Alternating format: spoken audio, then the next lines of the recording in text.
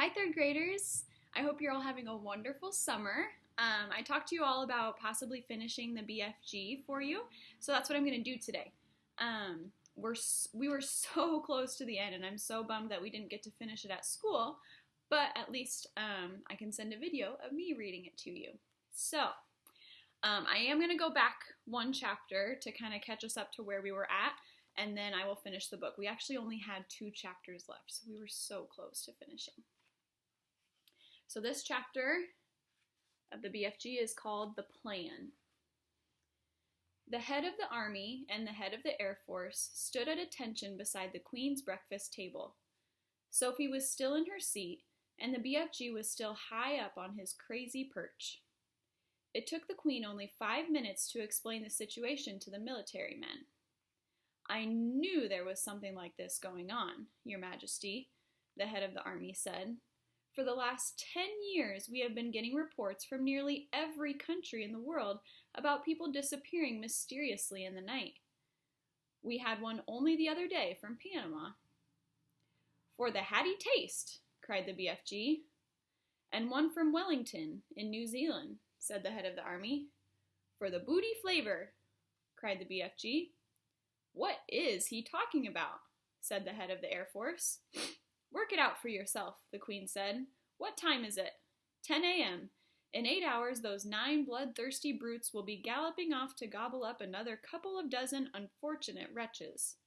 They have to be stopped. We must act fast. "We'll bomb the blighters," shouted the head of the Air Force.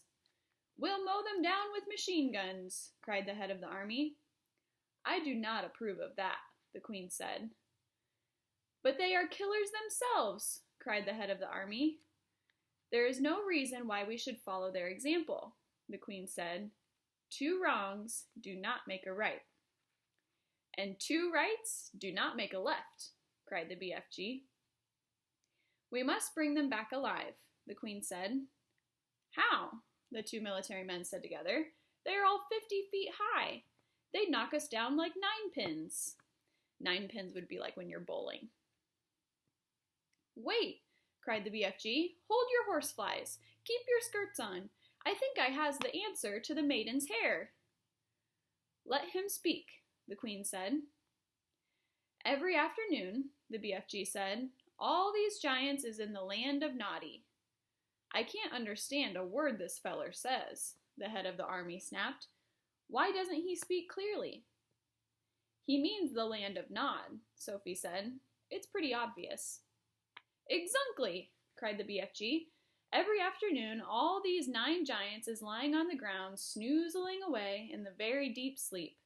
They is always resting like that before they is galloping off to guzzle another helping of human beings." "Go on," they said. "So what?" "So what you soldiers has to do is to creep up to the giants while they is still in the land of Noddy and tie their arms and legs with mighty ropes and wonking chains." "Brilliant," the Queen said. "That's all very well," said the head of the army, "but how do we get the brutes back here? We can't load 50-foot giants on the trucks. Shoot 'em on the spot. That's what I say." The BFG looked down from his lofty perch and said, this time to the head of the Air Force, "You is having belly poppers, is you not?" "Is he being rude?" the head of the Air Force said. "He means helicopters," Sophie told him. "Then why doesn't he say so? Of course we have helicopters." "Wopsy big belly poppers?" asked the BFG. "Very big ones," the head of the Air Force said proudly. "But no helicopter is big enough to get a giant like that inside of it." "You do not put him inside," the BFG said. "You sling him underneath the belly of your belly popper and carry him like a portito." "Like a what?" said the head of the Air Force. "Like a torpedo," Sophie said. "Could you do that, Air Marshal?" the Queen asked. "Well, I suppose we could," the head of the Air Force admitted grudgingly. "Then get cracking," the Queen said. "You'll need 9 helicopters, 1 for each giant." "Where is this place?" the Air Force man said to the BFG. "I presume you can pinpoint it on the map?" "Pinpoint?" said the BFG. "Map?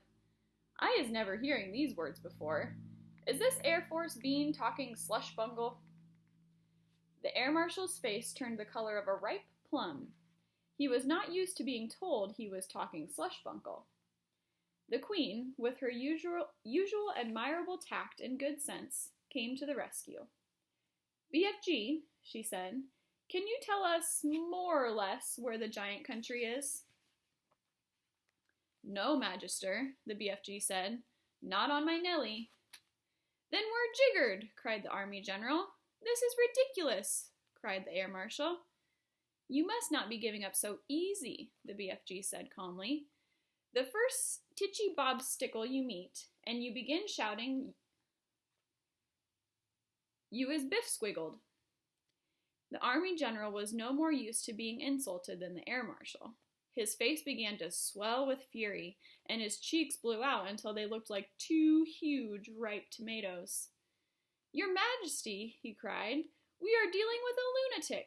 I want nothing more to do with this ridiculous operation. The Queen, who was used to the tantrums of her senior officials, ignored him completely.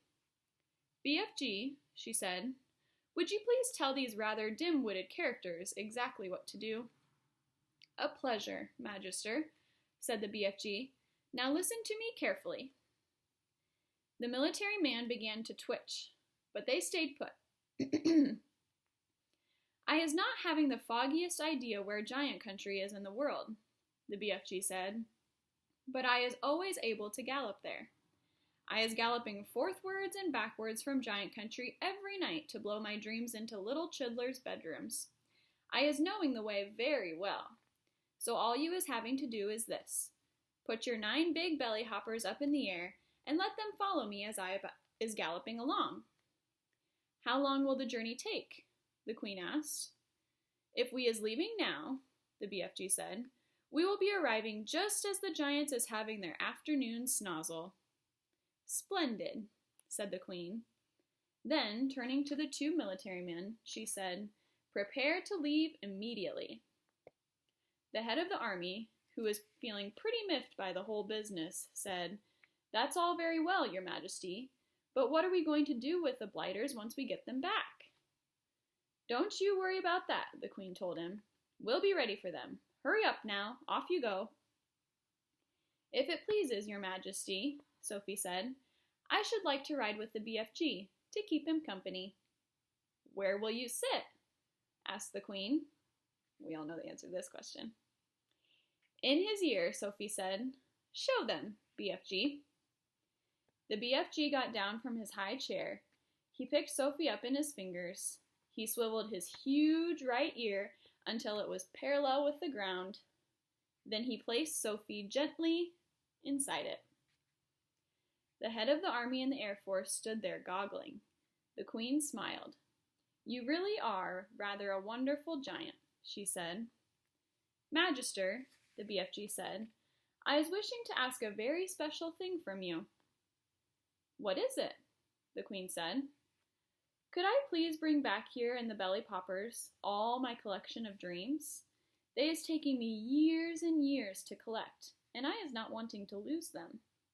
Why, of course, the Queen said. I wish you a safe journey. The BFG had made thousands of journeys to and from giant country over the years, but he had never in his life made one quite like this, with 9 huge helicopters roaring along just over his head. He had never before traveled in broad daylight either. He hadn't dared to. But this was different. Now he was doing it for the Queen of England herself, and he was frightened of nobody. As he galloped across the British Isles with the helicopters thundering above him, people stood and gaped and wondered what on earth was going on. There's all the helicopters, or belly poppers, as the BFG calls them, and here he is running to lead them. They had never seen the likes of it before, and they never would again. Every now and then, the pilots of the helicopters would catch a glimpse of a small girl wearing glasses, crouching in the giant's right ear and waving to them. They always waved back. The pilots marveled at the giant's speed and at the way he leapt across wide rivers and over huge houses. But they hadn't seen anything yet. "Be careful to hang on tight," the BFG said. "We is going fast as a fizzlecrump." The BFG changed into his famous top gear, and all at once he began to fly forward as though there were springs in his legs and rockets in his toes. He went skimming over the earth like some magical hop, skip, and jumper, with his feet hardly ever touching the ground. As usual, Sophie had to crouch low in the crevice of his ear to save herself from being swept clean away. The 9 pilots in their helicopters suddenly realized they were being left behind. The giant was streaking ahead. They opened their throttles to full speed, and even then they were only just able to keep up. In the leading machine, the head of the Air Force was sitting beside the pilot. He had a world atlas on his knees, and he kept staring first at the atlas, then at the ground below, trying to figure out where they were going. Frantically, he turned the pages of the atlas. "Where the devil are we going?" he cried. So I think we talked about this before, but remember, an atlas is like a map of the whole world. "I haven't the foggiest idea," the pilot answered. "The Queen's orders were to follow the giant, and that's exactly what I'm doing." The pilot was a young Air Force officer with a bushy mustache. He was very proud of his mustache. He was also quite fearless, and he loved adventure. He thought this was a super adventure. "It's fun going to new places," he said. "New places?" shouted the head of the Air Force. "What the blazes do you mean, new places?" "This place we're flying over now isn't in the atlas, is it?" the pilot said, grinning. "You're darn right it isn't in the atlas," cried the head of the Air Force. "We've flown clear over the last page." "I expect that old giant knows where he's going," the young pilot said. So there you can see him in the cockpit. And there's his atlas.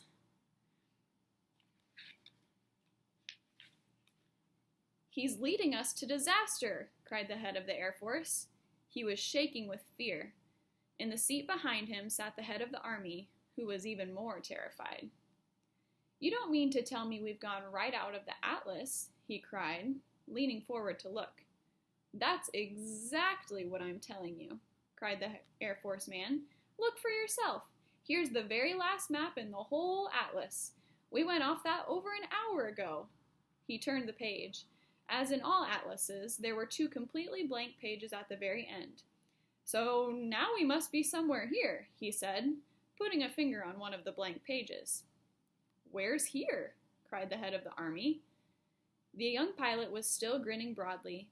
He said to them, That's why they always put 2 blank pages at the back of the atlas. They're for new countries. You're meant to fill them in yourself."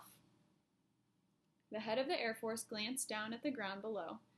"Just look at this desert," he cried. "All the trees are dead, and all the rocks are blue." "The giant has stopped," the young pilot said. "He's waving us down." The pilots throttled back the engines, and all 9 helicopters landed safely on the great yellow wasteland. Then each of them lowered a ramp from its belly. 9 jeeps, one from each helicopter, were driven down the ramps. Each jeep contained 6 soldiers and a vast quantity of thick rope and heavy chains. "I don't see any giants," the head of the Army said. "The giants is all just out of sight over there," the BFG told him. "But if you is taking these sloshbuckling, noisy belly poppers any closer, all the giants is waking up at once, and then pop goes the weasel." "So you want us to proceed by jeep?" the head of the Army said. "Yes," the BFG said, "but you must all be very, very hushy quiet. No roaring motors, no shouting, no mucking about, no piggery-jokery." The BFG, with Sophie still in his ear, trotted forward, and the jeeps followed close behind. Suddenly, the most dreadful rumbling noise was heard by everyone. The head of the Army went pea-green in the face. "Those are guns," he cried. "There's a battle raging somewhere up ahead of us. Turn back. Let's get out of here." "Pig spiffle," the BFG said. those noises